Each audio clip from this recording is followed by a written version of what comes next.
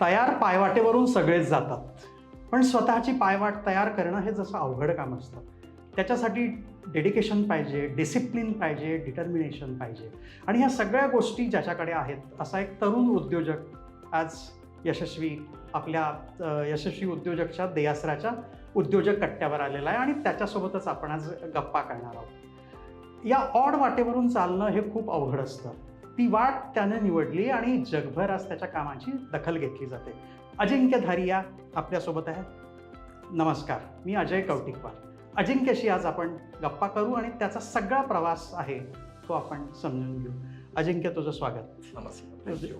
पॅडकेअर या कंपनीचा अजिंक्य हा फाउंडर आणि CEO आहे. सॅनिटरी नॅपकिन हा तसा टॅबू असलेला विषय आहे. तू इंजिनियर आहेस, तू इतर प्रॉडक्ट्स रिसायकल करणं किंवा अशा गोष्टी करणं याच्यात तू तुझं बिझनेस करू शकला असतास. पण सॅनिटरी पॅडसारखा विषय घ्यायचा, त्याच्यावर काम करायचं, सोल्युशन त्याच्यावर निवडायचं आणि ते व्यवसाय उत्तम पद्धतीने प्रोफेशनली करायचा, ही आयडिया कसं आली तुझ्या डोक्यात रे?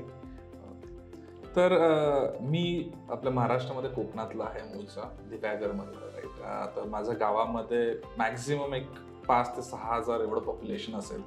माझं बेसिक शिक्षण तिथेच झालेलं आणि मी लहानपणापासून ह्याचं जे एक्झॅक्टली जे इन्स्पिरेशन जो आहे ती माझी आई आहे.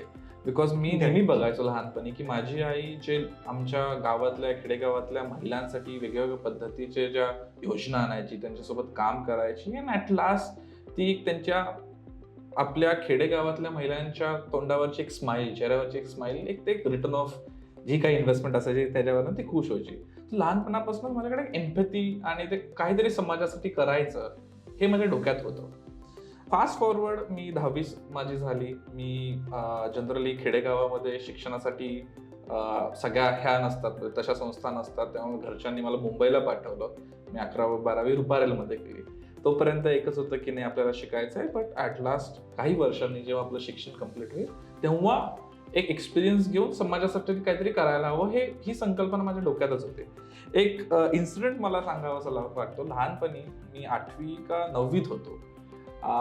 तेव्हा मी आणि माझी आई TV बघत होतो. रात्री शाळेतनं आलेलो आणि 7-8च्या दरम्यान जर काही सिरियल लागली ती बघत होतो आणि एक ॲड पॉपअप झाली ज्यामध्ये सॅनिटरी नॅपकिनवर ब्ल्यू लिक्विड पोर करत होतं.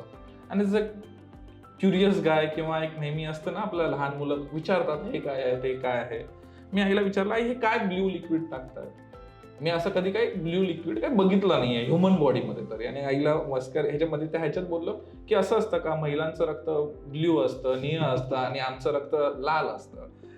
बट गुड पार्ट इज जरी मी खेडेगावातनं आलेलो असेल, आईने ती एक अपॉर्च्युनिटी घेतली आणि मला मेन्स्ट्रुअल हायजीन मॅनेजमेंट, मासिक पाळी काय असतं त्या संदर्भात एक ओव्हरऑल जितकं तिच्या पद्धतीने एका मुलाला समजेल तितकं एक्सप्लेनेशन दिलं. बट ते पर्टिक्युलर मेमरी, ते पर्टिक्युलर तो इन्सिडेंट आजपर्यंत गेल्या कित्येक वर्ष माझ्या डोक्यात राहिला आहे.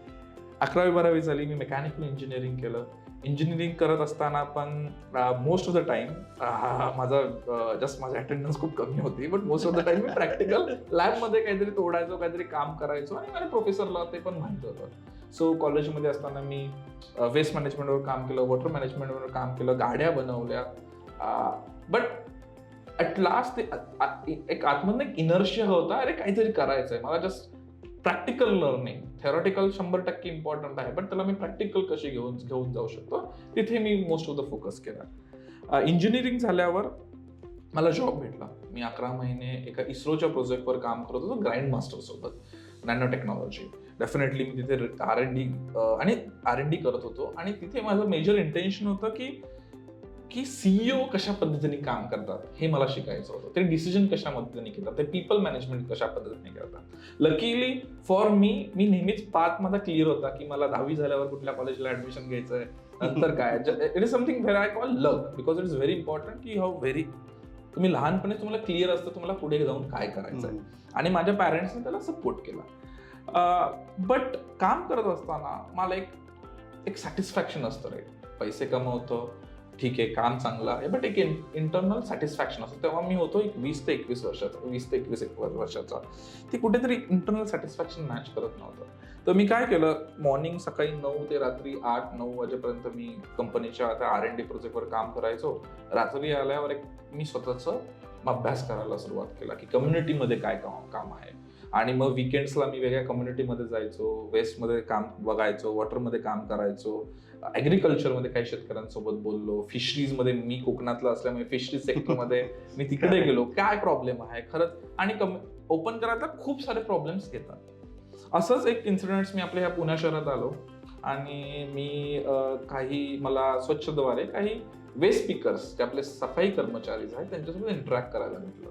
तेव्हा काही वेस्ट पिकर्सनी सफाई अजिंक्य आणि ते सेग्रिगेट करत होते त्यांचा कचरा बोलता बोलता ड्राय वेस्ट आलं आणि एक डायपर निघाला आणि त्यांनी लिटरली इमॅजिन कराय त्यांच्या हातात काहीच ग्लोव्ह नव्हते, त्यांनी उचललं सहजपणे आणि दुसऱ्या ह्याच्यात टाकलं. दॅट इज समथिंग मोजलं, अरे काहीतरी गडबड आहे ह्या विषयात, काय होतंय. मग मी जेव्हा टिक डाऊन केलं तेव्हा समजलं की महिलांना at source safe sanitary napkin dispose करायचं by maintaining her own privacy.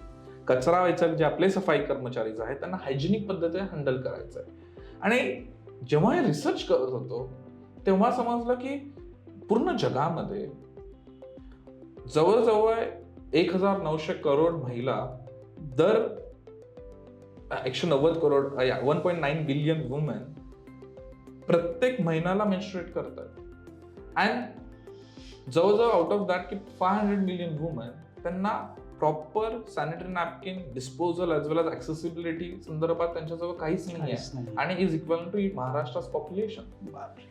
आणि एक पॅड जेव्हा आपल्या it get goes to the landfill, it takes 500-800 वर्ष लागतात एका पॅडला डिस्कम्पोज व्हायला. The first ever pad manufacture, जो पहिला पॅड मॅन्युफॅक्चर झाला आहे ग्लोबली तो लेट 1800 मध्ये झाला आहे. म्हणजे हायली लाईकली जो पहिला पॅड जो मॅन्युफॅक्चर झाला आहे इट्स स्टील इन अवर अर्थ.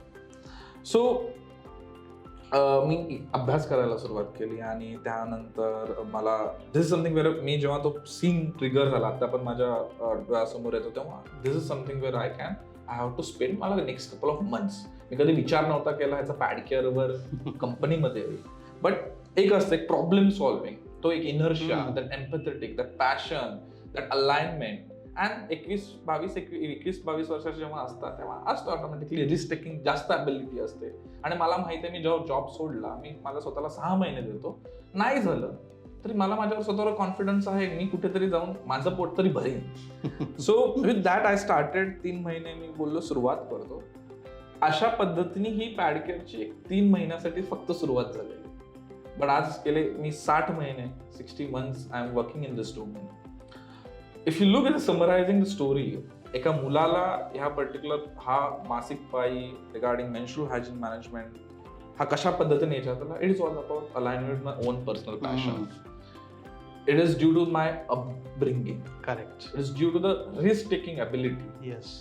आणि पहिला मुद्दा असतो कोणालाही बिझनेस सुरू करायच्या आधी त्याला पैसे किती लागतील. मी कधीच पैसे किती लागतील कधीच विचार नाही केला. मी विचार केला मी XYZ करून दाखवतो, समाजामध्ये आहेत जे काम करतात त्यांना ऑटोमॅटिकली सपोर्ट भेटतो. तो मी कधी पैसे किती लागतील कधीच विचार नाही केला.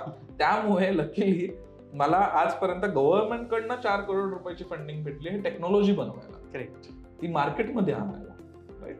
So this is something how I grow up. माझं ग्रोनअप झालं आणि this is something how I started Pad Care Labs. तू जेव्हा ठरवलं की आता आपल्याला याच सॅनिटरी नॅपकिन आणि त्याचं डिस्पोज करायचं आणि त्याच्यापासून रिसायकल करायचं असं तू ठरवलं, तुझे मित्र कुटुंब असं काही म्हटलं नाही अरे काय हे यार तू एवढं हे करतोयस, हे कसलं इनोव्हेशन करतोयस तू आणि इथे कुठे जातोयस, असं तुला हे नाही झालं? मला जेव्हा मी ते दिवस आठवतो राईट, मला आज पण माहिती आहे it is not about family friends. सर्वात मोठी फाईट जी होती ती माझी स्वतःसोबत होती. कारण किती काहीतरी झालं, किती मी इंजिनिअरिंग केले असेल, किती माझं अपब्रिंगिंग चांगलं झालं असेल, एक सोसायटी असते, सोसायटीचा प्रत्येक गोष्टीकडे बघायचा तरीका असतो. जर कोणीतरी नॉर्मल शिक्षण घेतोय, जॉब करतोय, US ला जातोय, हे करतोय, दॅट इज नॉर्मल पाथलाईन सगळे एक्सपेक्ट करतात. आणि जर कोणीतरी डिफरंट करायला गेलं तर ऑटोमॅटिकली खूप सारे क्वेश्चन मार्क्स होतात. तर जानेवारी 2018 मला हे मी आयडिया गव्हर्नमेंटला सबमिट केलेली आणि त्यांच्याकडनं मला 50 लाख रुपयाची ग्रँट भेटली. हे जॉब करत असताना, आणि मी घरी बोललो नाही. मी जानेवारी थांबलो, फेब्रुवारी थांबलो, मार्च करलो. ते एक स्वतःला इनर्शिया येऊन, ठीक आहे माझ्याकडे पैशाचा प्रॉब्लेम नाही आहे, मला माहिती आहे मी एंट्री केल्यावर मी हा प्रॉब्लेम सॉल्व्ह करणार आहे, बट एक स्वतःचा कॉन्फिडन्स इनर्शिया घेऊन फॅमिलीला बोलणं हाय. आणि जरी मला माहिती माझी फॅमिली सपोर्टिव्ह असणार आहे, तर तो दाबून ठेवला. जर जानेवारी गेला, फेब्रुवारी गेला, मार्च, एप्रिल, एक दिवस माझ्या घरचे कशासाठी तरी आलेले, तेव्हा मी त्यांच्यासोबत घरी गेलो. आणि मी अचानक, आम्ही सगळे जनरली असतात छोटी फॅमिली, जेवायला सोबत बसलेलो, आणि मी अचानक काय माहिती मी रडायला लागलो. आणि ते रडता रडता मी त्यांच्यासोबत बोललो, मी जॉबमध्ये करतोय बट मला मजा येत नाहीये. सगळं आहे बट मजा असते की येत नाहीये, आणि मला काहीतरी वेगळं करायचंय. तेव्हा मी त्यांना बोललो की असं मला काही बाकीचं नाही, पण मला सॅनिटरी नॅपकिन डिस्पोजल आणि रिसायकलिंग करायचं. बट तो एक माझ्यासाठी टर्निंग पॉईंट होता आयुष्यामध्ये, किंवा तेव्हा मला समजलं की माझी ते बघून मी तिथे करायच्यावर आई आणि सगळे ते हसायला लागले म्हणजे की तू एवढा कशाला मग थांबून राहिलास, एवढा कशाला, तू अगोदरच बोलायला पाहिजे होतास की तू जा, तू कर, आणि तू ह्याच्यासाठीच आहेस. ग्रेट. तो दिवस, त्यानंतर जो सपोर्ट, माझा भाऊ, मोठा भाऊ, माझी आई, वडील, त्यानंतर मी इमिजिएटली पुढची ऍक्शन घेतला, किंवा मला माहितीये की काही झालं की माझी फॅमिली आहे मला सपोर्ट करायला. आणि मी जॉब सोडला. तर जेव्हा फॅमिली सोबत बोलत होतो, आणि तरी पण इनिशियली 3 महिने हे फक्त आम्ही 4 लोकांना माहित होतं. मी सोशल मीडियापासून जेव्हा सुरुवात केलेली, की सोशल मीडियापासून मी जवळ आणि खूप इम्पॉर्टंट आहे, मी कॉलेजच्या फायनल इयर पासून जेव्हा मी टेक्नॉलॉजी इनोव्हेशन करायला गेलो, तेव्हापासून सोशल मीडियासाठी पासून जरा लांबच राहिलो. बिकॉज एक असते की जेव्हा आपण सोशल मीडियावर बघतो की अरे यार ह्याचं केवढं मस्त चाललंय, त्याचं केवढं मस्त, आपल्याला त्याच्या मागची बॅकग्राऊंड स्टोरी नसते माहिती, की तो खरंच कुठल्या ह्याच्यामध्ये, आपल्याला फक्त एक हॅपी फेस भेटतो, आणि मग आपण आपल्यासोबत कम्पेअर करायला लागतो. राईट. तर चॅलेंजेस प्रत्येकाला असतात. सो इंस्टाग्राम आणि बाकीच्या गोष्टींपासून जवळजवळ मी 2-3 वर्ष बाहेर होतो. माझ्या क्लोज फ्रेंड्स फक्त 2-3 माहित होतं की अजिंक्य कुठे आहे आणि काय करतो. कारण मला कॉलेजच्या झाल्यानंतरचे 21, 22, 23 वर्ष मी क्लिअर होतं की ही मलाच द्यायची आहे. ही जे काय आहे माझ्या आयुष्याचे महत्वाचे, माझ्याकडे एनर्जी आहे, रिस्क टेकिंग ॲबिलिटी आहे. जर ती एनर्जी मी फिरायला घालवतोय किंवा काय पार्टीज करायला घालवतोय, तर it is not good way to divert that energy in that. ती एनर्जी मी माझ्या भवितव्यासाठी वापरू शकतो. तर तशा पद्धतीने मी फक्त फोकस झालो. 6 महिने फक्त मी पुण्यामध्ये होतो, माझ्या काही क्लोज रिलेटिव्हला माहित होतं, आणि मी एक क्लिअर होतं की मी काही बोलत नाही. लेट मी जस्ट माझं प्रोडक्ट बोलू दे, मी जे काम करतोय ते बोलू दे. आणि तेच करताना 2000 I think middle July 2001 November 2018 मध्ये इन्फोसिसने आमच्यावर स्टोरी केली. तेव्हा सगळ्यांना समजलं की अजिंक्य कुठे, अजिंक्य काय करतोय. बट त्यापर्यंत माझा बेस क्रिएट झालेला. सगळ्यांना फक्त अजिंक्य हा काय करतोय ते डाऊट यायच्या ऐवजीच त्यांना कोणीतरी थर्ड ऑर्गनायझेशन सुधामूर्तीने त्याला रेकग्नाइज केलेलं. पण कोणी मला ती निगेटिव्ह हे आलीच नाही. बिकॉज जेव्हा निगेटिव्हिटी यायची होती तेव्हा मी सगळ्यांपासून लांब होतो. प्रोडक्ट लॉन्च झाला आणि someone has recognise that particular and appreciated the work I am doing. So आणि ते करत असताना माझ्याकडे टीम पण नव्हती. मी एकटा होतो. मी एकटा सगळं मॅनेज करायचो. वन मॅन आर्मी जवळजवळ 1 वर्ष. तेव्हा मी खूप साऱ्या गोष्टी शिकलो. मेंटर्स भेटले मला. NCL कडनं सपोर्ट भेटला, पुण्याकडनं व्हेंचर सेंटरवरनं सपोर्ट भेटला. मी काही जे बिलिव्हर्स आहेत ह्या पर्टिक्युलर गोष्टी त्यांच्यासोबत असोसिएट झालो. आणि मग रेस्ट इज हिस्ट्री. लास्ट जे 4 वर्ष जे करतोय दॅट इज हिस्ट्री. तुझा प्रवास सांगितला, याचं म्हणजे पॅशन दिसून येते. किती पॅशन असले की काय एखादी व्यक्ती करू शकतो बिझनेसमध्ये, ते तू म्हणजे खरं दाखवून दिलं. आता हे करत असताना पॅड केअर नेमकं करतं काय? तू काय काय करतोस? तू काही प्रॉडक्ट्स पण इथे आणलेत, ते जरा तू सांगितलं तर जास्त कळेल सगळ्यांना. एक्झॅक्टली पॅड केअर काय करतं त्याच्या अगोदर मी तुम्हाला ते आम्ही कशा पद्धतीने इथे आलोय, जे टेक्नॉलॉजी आता मी बोलणार ती कशी डेव्हलप झाली. ती एका दिवसात नव्हती डेव्हलप झाली. त्याला जवळजवळ मी 4 वर्ष घालवले. जवळजवळ 20, 30, 40 लोकांनी कंटिन्युअस काम केले. खूप सारे फेल्ड एक्सपेरिमेंट्स झाले. आम्ही पॅडकेअर 1 लॉन्च केलं आणि ते लावलं. जवळजवळ मी 20-25 लाख रुपये खर्च केले आणि ते अडॉप्टच झालं नाही. कारण युजरचा प्रॉब्लेम सॉल्व्ह होत नव्हता. आम्ही बीन्स म्हणजे मशीन्स बनवले. आम्ही एक्सपेक्ट केलं ते इंडियन वॉशरूम्समध्ये परफेक्टली फिट होतील, एक 30-40 हजाराची मशीन. बट ते अडॉप्ट नाही झालं. मग फेल्युअर आलं. मग कोविड आलं. कोविडमध्ये आम्ही पुन्हा कोविडची स्टोरी सांगायची झाली तर तेव्हा this is something very very I am proud about की we are two social entrepreneurs. तेव्हा आम्ही आमची टेक्नॉलॉजी डिसइन्फेक्शन टेक्नॉलॉजी चेंज केली. तेव्हा मास्कचा पुरवठा कमी झालेला. बरोबर. मास्कचा पुरवठा कमी झालेला आणि government WHO we are asking की तुम्ही मास्क डिसइन्फेक्ट करा आणि रियूज करा. तर इमिजिएटली पूर्ण पुणे पूर्ण सगळ्याच हे लॉकडाऊन मध्ये होतं. मी स्पेशल कमिशनरची परमिशन घेतली. मी गेलेलो घरी 1 दिवसा अगोदर. लॉकडाऊन झाला, मी लगेच माझ्या गावी गेलो. मी आईला बोललाय मी इथे जास्त दिवस राहू शकत नाही, मला काहीतरी मी चुकतोय. मी एफर्ट्स टाकून परमिशन घेतली. पास घेऊन मी रायगडवरनं पुण्याला आलो आणि विदिन 2 दिवसात NCL मध्ये आम्ही टेक्नॉलॉजी डेव्हलप केली जी मास्कला डिसइन्फेक्ट करते. मग ती खूप साऱ्या हॉस्पिटलमध्ये इम्प्लिमेंट झाली. मग ती लास्टला आपलं जे कायनेटिक ग्रुप आहे फिरोदिया, त्यांना आम्ही सेल केली लार्जर लेवल इम्पॅक्टसाठी. कारण माझा हात फक्त 100 लोकांपर्यंत जातो, त्यांचा हात 1,00,000 लोकांपर्यंत. ऍट लास्ट या सगळ्या ह्याच्यामध्ये इम्पॅक्ट, कम्युनिटीवरचं इम्पॅक्ट हे माझ्यासाठी रिटर्न ऑफ इन्व्हेस्टमेंट होतं. ते करत असताना आम्ही फेल एक्सपेरिमेंट नंतर आम्ही व्हर्जन 2 लॉन्च केलं. मग व्हर्जन 2 मध्ये काय केलं, आम्ही पॅडकेअर बीन आणि पॅडकेअर एक्स रिसायकलिंग मशीन सेपरेट केली. सो पॅडकेअर बीन जे आज आपल्या पर्सिस्टन्स मध्ये पण लागलेलं आहे, गोखले इन्स्टिट्यूट्स मध्ये पण आमच्या बीन्स लागलेले आहेत.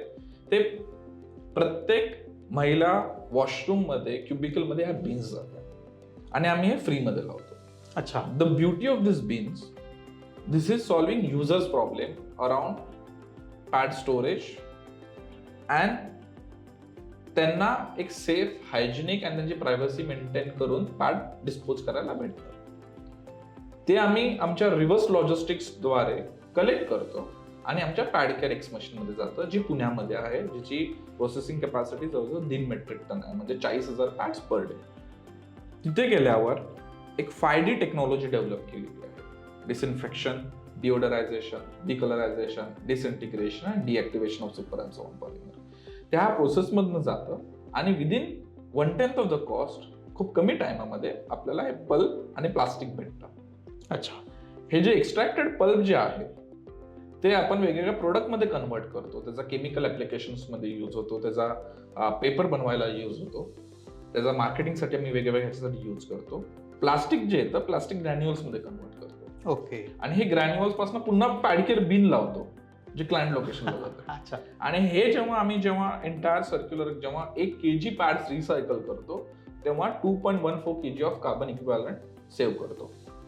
आता एन्व्हायरमेंटल इम्पॅक्ट झाला, फ्रेंडला वुमेन सेंट्रिक इम्पॅक्ट झाला, बट जे सर्वात जास्त इम्पॅक्ट जो मला फील होतो तो आहे की जे आम्ही अपलिफ्ट करतो सफाई कर्मचारी, जे मी बघितलेलं कोणीतरी हाताने काढून पॅड्स इथे टाकतंय, अशासारख्या इन्फॉर्मल वेस्ट पिकर्स जे असतात त्यांना आम्ही ऑनबोर्ड करतो पॅडकेअर, त्यांना परमनंट जॉब देतो, त्यांचं हेल्थ इन्शुरन्स सगळं करतो आणि त्यांना जी रिव्हर्स लॉजिस्टिक सिस्टीम मध्ये इंटिग्रेट करतो. अच्छा. अशा पद्धतीने भारतात आता आमच्याकडे 10 पेक्षा जास्त इन्फॉर्मल वेस्ट पिकर काम करतात. आणि त्यांचं अपलिफ्टिंग अँड ट्रेनिंग करत असताना काही लोक आता एक फॅक्टरी अख्खी चालवत आहेत, काही लोक एक्सेल शिकायला लागलेले आहेत, जे पहिले काहीच करू शकत नव्हते, फक्त कचरा वेचक इमॅजिन एक्सेल टाईप करतात. तर तो जो इम्पॅक्ट आहे तो माझ्यासाठी हुज आहे. आणि इंडियामध्ये असे जवळजवळ 45 लाख इन्फॉर्मल वेस्ट पिकर्स आहेत, त्यांच्या जीवावर त्यांचं घर चालतं. तर या ओव्हरऑल अशा पद्धतीने आम्ही पॅडकेअरमध्ये काम करतो, फ्रॉम कलेक्शन, रिसायकलिंग, जे आणि इम्पॅक्ट पॅरामीटर्स ज्या पद्धतीने आपण बोललो. किती शहरांमध्ये काम करतो आज आम्ही 19 शहरांमध्ये काम करतो. कुठल्या म्हणजे मेजर? पुणे, मुंबई, बँगलोर, दिल्ली, हैदराबाद, चेन्नई, कोलकाता, चंदीगड, अशी पूर्ण लिस्ट सांगू शकतो. मी ग्लोबल पण जायचा प्रयत्न करतोय सिंगापूरमध्ये. आणि जवळजवळ 1000+ क्लायंट लोकेशन्सला आम्ही हे सिस्टम्स लावलेले आहेत. जवळजवळ 150-200 शाळांना आम्ही हे पुरवतो, आपल्या मंत्रालयात लागलेले आहेत. याला मागणी कशी आहे, काय response? Most of the time आमचा जो रिस्पॉन्स फ्रंट एंडने जे कलेक्शन युनिट्स असतात, राईट, तिथे आम्ही सर्व्हिस फीच करतो. म्हणजे बीन प्रोव्हाइड फ्री असते, आम्ही जातो आणि ते पिकअप करतो, ती असते सर्व्हिस फी. नंतर जे आउटपुट मटेरियल असतं ते सेल करतो. तर फ्रंट एंडचा हा डिमांड आम्ही 50% क्वार्टर अँड क्वार्टर वाढतोय अच्छा. आणि जे आउटपुट आहे त्याचा पण खूप डिमांड आहे, कारण हे we are the only company who are cracking and doing this. म्हणजे पूर्ण जगात तुम्हीच अशा पूर्ण प्रकारचं- भारतामध्ये ही पहिली इनिशिएटिव्ह आहे जे आपल्या Great. पुण्यामध्ये आणि महाराष्ट्रामध्ये सुरू आहे. याच्या मागचं इकॉनॉमिक्स कसं असतं? म्हणजे तू हे सगळं उभारताना तू आत्ता जसं म्हणालास की सरकारकडनं मला ग्रँट पण मिळाली. आता खूप अशी मंडळी आपल्या महाराष्ट्रात आहेत की जी अशी काहीतरी करायचं आहे त्यांना, पण जी मला ग्रँट नाही आहे, मला थोडं पैशाचं चंचन आहे, प्रॉब्लेम आहे, त्यांनी असं काय करायला पाहिजे? पहिले फर्स्ट थिंग तर त्यांनी जे मिसकन्सेप्शन आहे की पैसे नाही आहेत म्हणून मी हे करणार नाही, हे काढून टाकलं पाहिजे. कारण पैसे तर आहेत. आता कोणी पण कोणाला पैसे जर लावणार असेल, देणार असेल, त्याला ते बघायचं आणि फील करायचं. ते फक्त प्रेझेंटेशनवर कोणी देणार नाही, राईट? तो त्याला स्वतःचे पैसे किंवा स्वतःकडनं फॅमिलीकडनं घेऊन किंवा स्वतः दुसऱ्या अंगाने कमवून एक तुम्ही त्याला बोलतात मिनिमम व्हायबल प्रोडक्ट किंवा प्रोटोटाईप. करेक्ट. आणि तो जेव्हा कोणी प्रोटोटाईप बघतं, इट इज नॉट अबाउट ते प्रोटोटाईप किती चांगलं आहे, किती सुंदर दिसतंय, कशा पद्धतीने काम करतंय. इट इज ऑल अबाउट ज्यांनी जे बनवलंय तो खरंच या बाबतीत पॅशनेट आहे, कारण त्यांनी स्वतःचा घाम गायला, स्वतःचे पैसे टाकले, स्वतःचा टाइम दिला, राईट? तर हे व्हॅलिडेट होतं. It is not about prototype. जेव्हा अशा पद्धतीने कोणी प्रोटोटाईप डेव्हलप करतं स्वतःच्या कष्टाचे पैसे टाकून, स्वतःने मार्गाने हे करून, त्यानंतर गव्हर्नमेंटच्या खूप ग्रँट्स आहेत. जसं की बैराक एक डिपार्टमेंट ऑफ बायोटेक्नॉलॉजी आहे, जे सर्क्युलर इकॉनॉमीमध्ये काम करतात, वेस्ट मॅनेजमेंटमध्ये टेक्नॉलॉजिकल काम करतात, ॲग्रिकल्चरमध्ये जे काम करत आहेत, त्यांना गव्हर्नमेंट एक 10 ते 50 लाखापर्यंत वेगवेगळ्या स्वरूपात देते. एक निधी प्रयास आहे जिथे आपलं डिपार्टमेंट ऑफ सायन्स और टेक्नॉलॉजी 10 लाख रुपये देते.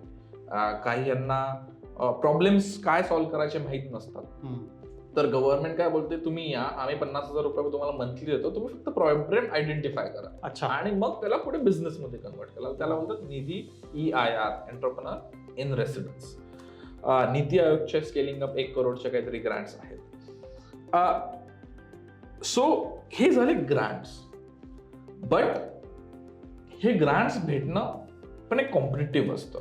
आता कारण तुम्ही प्रेझेंटेशन घेऊन नाही जाऊ शकत, तुम्हाला प्रोटोटाईप घेऊन जायला, कारण तुम्हाला विश्वास हा खूप इम्पॉर्टंट आहे. आणि कोणी फक्त सर्टिफिकेशनसाठी, प्राईजसाठी जर करत असेल तर इट्स नॉट गुड आयडिया. आणि उद्योजक होणं हे खूप इम्पॉर्टंट आहे, बट ते फक्त फॉर सेक, म्हणजे सोशल मीडियावर टाकायला किंवा लिंक्डइनवर CEO@XYZ टाकायला. तुम्ही कराल, 1 वर्ष चालेल, 2 वर्ष चालेल, बट ते सस्टेनेबल नाहीये. ते इंटरनल इनर्शिया नाहीये. आणि एंटरप्रेन्योरशिप किंवा स्वतःचा उद्योग करणं हे 1 वर्ष 2 वर्ष नाही. कितीही जे मोठे उद्योग झालेले आहेत ते 10 वर्षानंतर ते बाहेर पडतात. मला पण आज 6वं वर्ष आता आम्हाला कम्प्लीट होईल. त्यामध्ये असं फील होत नाही मला असं वाटतं मी कालच सुरुवात केली, बट 6 वर्ष झालेली आहेत. आणि उद्योजक कधी आपण बोललो की, आणि एकाच दिवसात त्याला दोन्ही एक्स्ट्रीम्स फेस करावे लागतात, खुशीचं पण आणि जे काही असतं की हे होत नाही, ते होत नाहीये, राईट? तर पैसे हा प्रॉब्लेम नाही आहे. आपण if you can change that mentality, prototype घेऊन जा. वेगवेगळे ग्रँट्स अवेलेबल आहेत. इंडियामध्ये VC इकोसिस्टीम खूप वाढते, बँक्स सपोर्ट करतायत. आपलं मुद्रा लोन एक म्हणून आहे, जे गव्हर्नमेंट 10 लाखापर्यंत करत आहेत. महिला उद्योजकांना खूप मोठी अपॉर्च्युनिटी आहे. महिला सेल्फ हेल्प ग्रुपला खूप मोठी अपॉर्च्युनिटी आहे. आता पॅडकेअर मध्ये आपण काय करतोय की आपण स्केल अप करतोय, की आम्ही विचार करतोय की हे जे बनवलं आहे ते आपण मायक्रो लेवलला कसं घेऊन जाऊ शकतो. की आता माझ्या गावामध्ये काही महिला SHG आल्या, त्यांनी पॅड मॅन्युफॅक्चर करण्याचा कारखाना टाकला, त्यांनी पॅड डिस्पोज करण्याचा कारखाना टाकला. Government will fund them. PadCare जे काय होईल ते आम्ही परचेस करायला रेडी आहोत. This is a model. आता त्याच्याबद्दल थोडं आणखीन, म्हणजे महाराष्ट्रात कोणाला या तुमच्याशी कनेक्ट व्हायचं आहे, आता औरंगाबाद, नागपूर आहे, कोल्हापूर आहे, अशा ज्या सिटीज आहेत तिथे पण हा सगळीकडे मोठा प्रॉब्लेम आहे. तर त्यांना पण तुम्ही तुमच्याकडे अकोमोडेट करू शकता किंवा काही असं मॉडेल आहे तुमचं? 100%. तो आम्ही नागपूर आणि औरंगाबादमध्ये आता एक्सप्लोर करतोय की तिकडच्या सिस्टम्स ते रन करतील ॲज त्याला बोलतात कंपनी ऑन फ्रँचायझी ऑपरेटेड किंवा पार्टनर ऑपरेटेड. सो त्या मॉडेलमध्ये आम्ही SOP करून देतो, कशा पद्धतीने हे चालेल वगैरे. They have to run as per the guidelines and support, आणि आपण त्या पद्धतीने बॅकएंडला येऊन त्याचं त्यांना एक हे पण देतो, तुम्ही बनवा आम्ही सेल करू. म्हणजे त्यांना पण अर्निंग थोडं होऊ 100%. शकतं.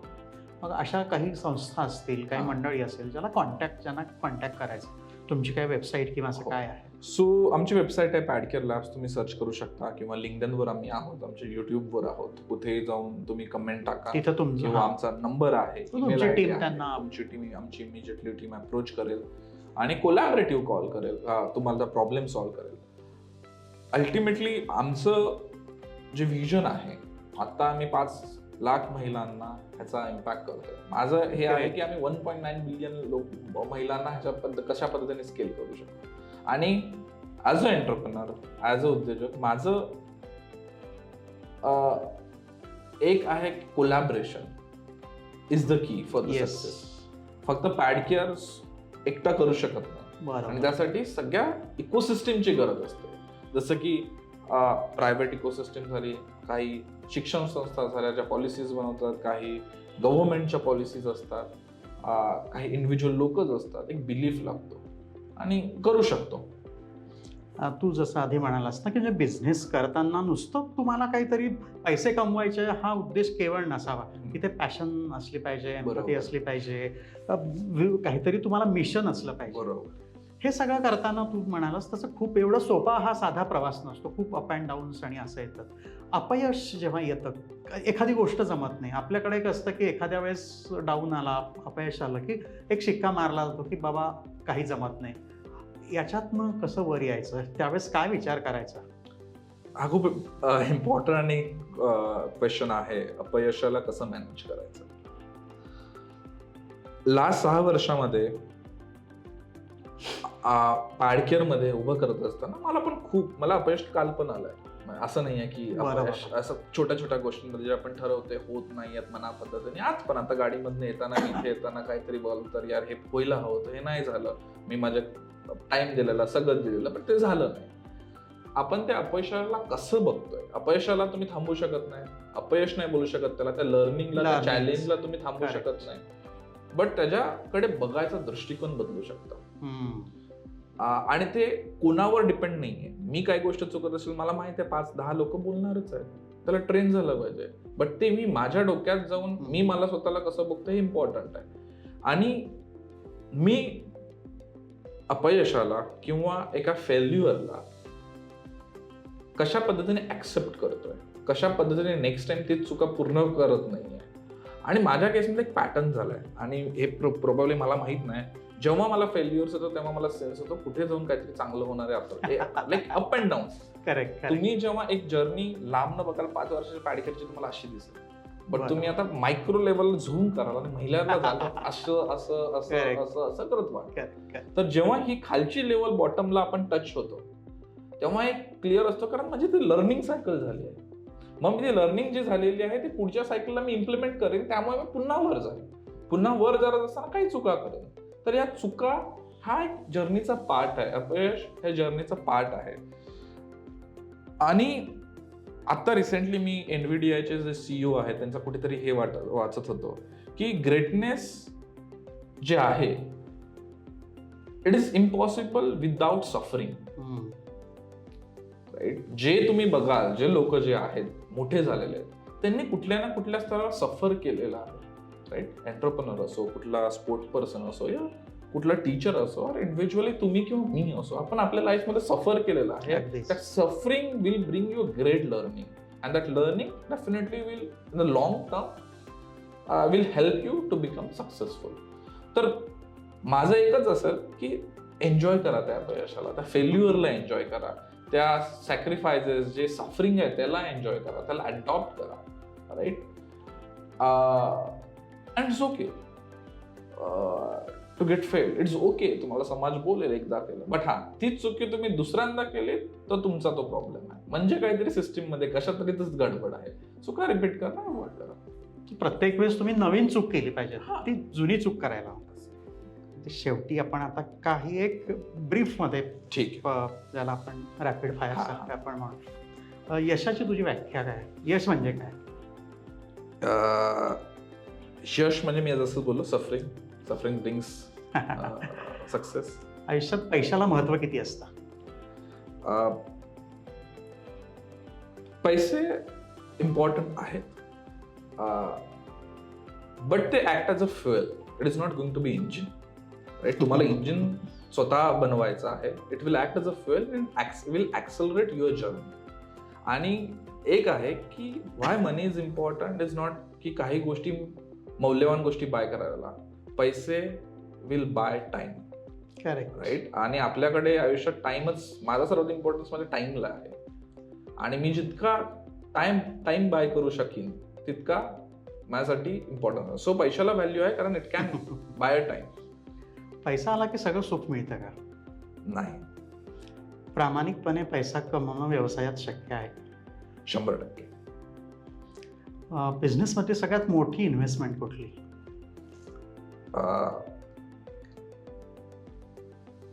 स्वतःचं मन आणि स्वतःच्या व्हिजन अँड पॅशन सोबत अलाइनमेंट, ते हे नॉन निगोशिएबल आहे. तो सर्वात मोठी बिझनेसमध्ये इन्व्हेस्टमेंट हा स्वतःचा एक टाइम असतो.